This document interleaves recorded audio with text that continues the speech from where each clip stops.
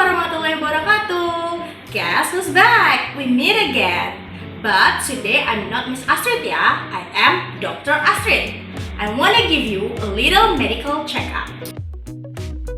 Come closer please.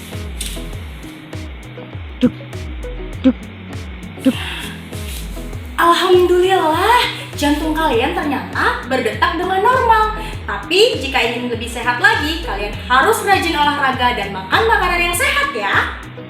Ngomong-ngomong tentang jantung nih, dokter punya sebuah cerita buat kalian. Do you wanna know about the story? Let we sit together. Duk, duk, duk. Hei, suara apa itu? Mungkinkah ada jin yang sedang mengamuk? Duk, cepat sembunyi. Duk, duk, duk, duk, duk, duk, duk, duk. Bunyinya makin keras. Duk, bunyinya makin cepat. Duk, duk, tunggu. Duk, bunyinya berasal dari dada temanku. Duk, duk. Wah, dari dadaku juga. Duk.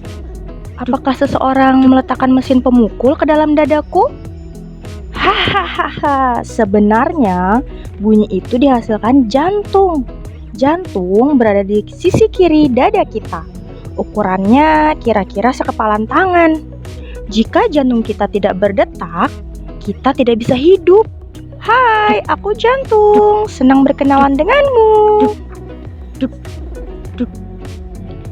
Saat jantung berkontraksi dan merelaksasi, jantung memompa darah hingga ke sudut terjauh dari tubuh. Lihat, tidak ada tempat yang tidak bisa dijangkau jantung.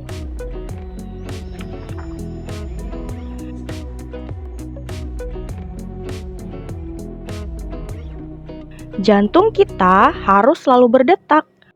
Jantung bayi berdetak duk duk duk duk duk duk. Jantung anak kecil berdetak duk duk duk, dan jantung orang dewasa berdetak duk duk. Jantung bayi berdetak paling cepat.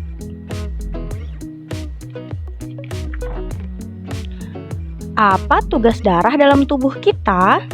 Darah mengedarkan oksigen dan nutrisi ke seluruh tubuh. Kita membutuhkannya untuk hidup. Darah yang beredar di pembuluh darah terdiri atas cairan kekuningan yang disebut plasma darah, dan di dalamnya terdapat sel darah merah, sel darah putih, dan trombosit. Sel darah merah mengedarkan oksigen ke seluruh tubuh. Darah berwarna merah berkat sel-sel darah merah ini. Sel-sel darah putih membunuh semua kuman yang masuk ke tubuh kita. Dengan berani, mereka melawan kuman-kuman untuk melindungi tubuh kita. Sel-sel darah putih yang memakan kuman juga ikut mati. Akan tetapi jangan khawatir, darah terus diproduksi dalam tulang kita, di tempat yang disebut sumsum tulang. Aduh, aku berdarah. Apa yang harus kulakukan? Oh tidak, lututku terluka. Tapi tidak apa-apa, setelah mensterilkan lukanya, aku akan baik-baik saja karena ada trombosit dalam darah. Trombosit akan membentuk kulit keras, membuat darah berhenti mengalir, dan melindungi luka hingga sembuh. Aduh, lenganku terbentur. Apa aku akan berdarah lagi? Tidak, lenganku cuma memar. Oh tidak, lenganku memar. Tapi jangan panik. Memar disebabkan oleh pembuluh darah tipis yang muncul ke permukaan kulit. Memar akan pudar seiring waktu ketika pembuluh darah telah kembali ke tempatnya semula.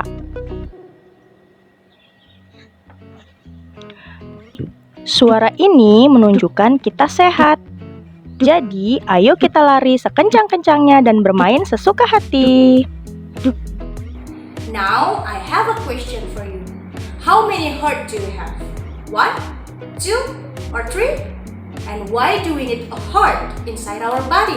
Kenapa ya kak, kita harus punya jantung di tubuh kita? Sejak kita masih dalam kandungan, sistem peredaran darah atau circulatory system, salah satunya jantung atau heart, merupakan organ penting yang dibentuk pertama kali saat kita masih janin di dalam perut ibu. Mengapa demikian? Circulatory system carry blood to all parts of our body. Sistem peredaran darah ini yang membawa darah ke seluruh tubuh. And blood carries digested food and oxygen. Sedangkan darah inilah yang membawa makanan dan oksigen. So, without circulatory system, our body can't get food and oxygen. Tanpa peredaran darah, maka makanan yang kita makan atau oksigen yang kita hirup tidak bisa disebarkan ke seluruh tubuh. Our circulatory system is made up of heart, our blood vessel, and blood. Heart atau jantung. This organ pumps blood to all part of body. Jantung berfungsi untuk memompa darah. It is made of heart muscle. It contract and relax without getting tired. Jantung kita ini terbuat dari otot jantung yang bekerja secara berkontraksi dan relaksasi dan tidak pernah merasa lelah. Gimana kalau jantung kita kelelahan terus dia istirahat sebentar atau mogok kerja? Wah, tubuh kita akan kekurangan oksigen dan makanan dan bisa menyebabkan kematian sel. Dan hebatnya lagi, jantung kita ini bekerja tanpa kontrol kita loh. We cannot control our heart muscle. Dia bekerja secara otomatis. Kalau tidak otomatis, nggak kebayang ya kak waktu kita lupa, pingsan, atau sedang tidur. Maka jantungnya juga nggak bekerja dong ya. Masya Allah ya ciptaan Allah ini. Dan bahkan para peneliti pun belum bisa menggantikan kerja jantung ini loh, meski dengan mesin secanggih apapun. After heart, we have blood vessel. Kita punya yang namanya pembuluh darah. Blood vessels are tubes that carry blood from heart to all part of body or from body to the heart.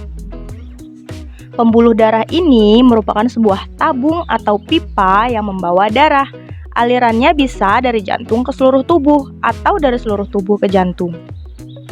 Secara sederhana, mungkin kita bisa menganggap blood vessel as the pathway of the blood. Sebuah jalur lintasan untuk darah. And the last one, we have blood. Kita punya darah. As I said before, blood carries oxygen, digested food, and water to all part of our body. Darah ini yang membawa oksigen, makanan yang sudah kita cerna berupa vitamin-vitamin dan lain-lain, dan juga air ke seluruh tubuh kita. Kita ibaratkan darah ini adalah delivery man, tukang antar-antar barang macam Gojek ya kak. Dia antar makanan dan oksigen ke seluruh tubuh kita. Nah, biasanya kalau setelah makanan dan oksigen digunakan untuk menghasilkan energi, ada sampahnya kan ya, atau zat sisa. Sampah ini juga kemudian dibawa lagi oleh darah untuk dikeluarkan dalam tubuh. The blood carry the carbon dioxide and waste substance released from the body. So as the conclusion, the circulatory system circulates blood in two parts. Darah bersirkulasi menjadi dua bagian. First, from heart to all part of body. Dari jantung ke seluruh tubuh. Yang dibawa adalah digested food, oxygen, and water. Second, after being used to produce energy, setelah digunakan untuk menghasilkan energi, the blood will carry the waste from all part of body to heart. Sampahnya akan dibawa kembali oleh darah ke jantung untuk dikeluarkan dari tubuh. Carbon dioxide will be sent to the lung. Karbon dioksida yang merupakan sampah dari pernafasan akan dibuang melalui paru-paru. Jantung kita yang satu-satunya ini tidak pernah lelah dan mogok loh dalam bekerja. Dari waktu kita masih dalam kandungan sampai kita umur sekian, dia tidak pernah berhenti loh kak.